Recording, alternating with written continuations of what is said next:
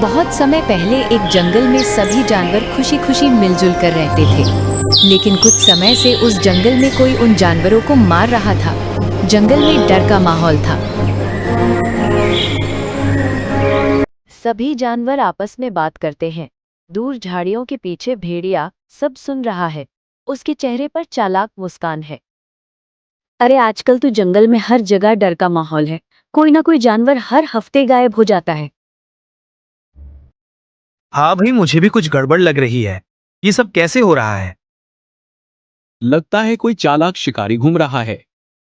लेकिन इंसानों का तो यहां आना बंद हो गया है। कहीं ये किसी जंगली जानवर की करतूत तो नहीं? भेड़िया अपनी गुफा में अकेला बैठा सोच रहा है। अब बार बार शिकार करना आसान नहीं रहा। सब चौकस हो गए हैं। अगर मैं कोई नया जुगाड़ ना निकालूं तो भूखा मर जाऊंगा। हाँ, क्यों ना बाबा बन जाऊं।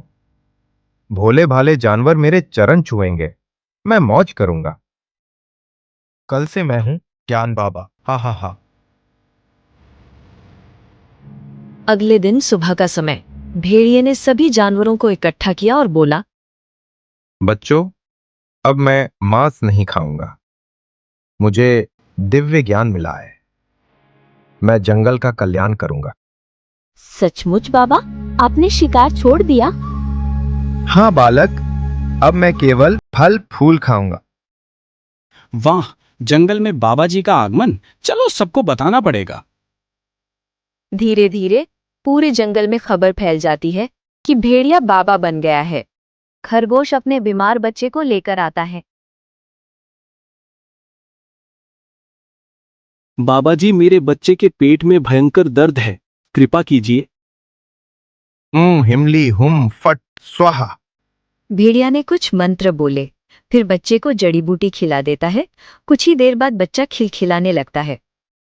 बाबा जी की जय! आपने चमत्कार कर दिया। गधा दूर खड़ा सब देख रहा था और शक से सिर खुजला रहा था। शाम का समय है। गधा अकेला तालाब किनारे बैठा सोच रहा है। एक खूंखार भेड़िया अचानक फल फूल खाने लगे और ऊपर से चमत्कार दिखाने लगे। जरूर इसमें कोई चाल है। मुझे निगरानी रखनी होगी। रात का समय, जंगल में सन्नाटा। गधा पेड़ के पीछे छिपा है। भेड़िया बाबा चुपके से गुफा से निकलता है और खरगोश का पीछा करता है। बालक, रात को अकेले घूमना खतरनाक है। आओ, मैं तुम्हें सुरक्षित रास्ता दिखाता हूं। जैसे ही खरगोश पास आता है, भेड़िया उस पर झपट पड़ता है।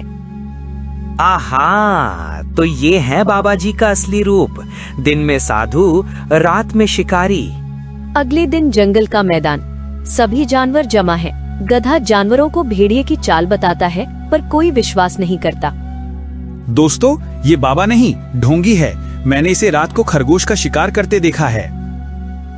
झूठ, बाबा ने मेरे बच्चे की जान बचाई थी।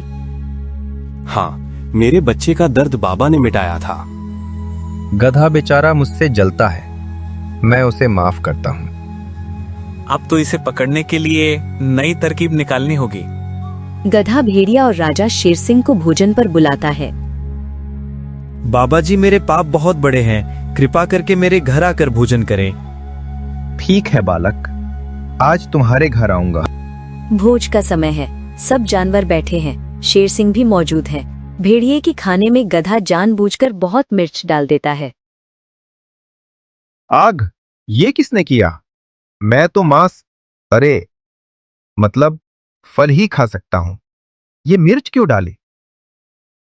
क्या कहा? तुम मांस खाते हो? नहीं महाराज, मुंह फिसल गया। महाराज, यही असली शिकारी है। यही दिन में साधु और रात को राक्षस बनता है। अगली रात सभी जानवर गुफा के बाहर छुपकर बैठ गए, और जैसे ही वहां से हिरन का बच्चा निकला, भेड़िए ने उस पर हमला कर दिया। देखा, ये बाबा नहीं, ढोंगी है। बोल भेड़िए, खरगोश का बच्चा कैसे ठीक हुआ? महाराज, वह जड़ी बूटी से हुआ। दर्द वैसे ही उतर जाता है। सैनिकों, इसे कैद में डाल दो। जंगल को धोखा देने की सजा मिलेगी। दोस्तों, अब हम सब मिलकर कसम खाते हैं कि बिना सोचे समझे किसी की मीठी बातों में नहीं आएंगे।